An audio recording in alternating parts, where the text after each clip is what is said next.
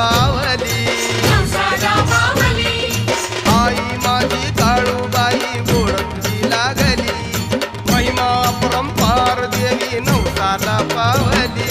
भाविक भक्त येती गडाला कित्येक लाखावर, आई काळूबाईच्या नावानं भाविक भक्त येती गडाला कित्येक लाखावर. यात्रा भरते दरवर्षाला गजबजलं मांढर, पायी पायी चालायचं चांगवलच बोलायचं, पायी पायी चालायचं चांगवलच बोलायचं.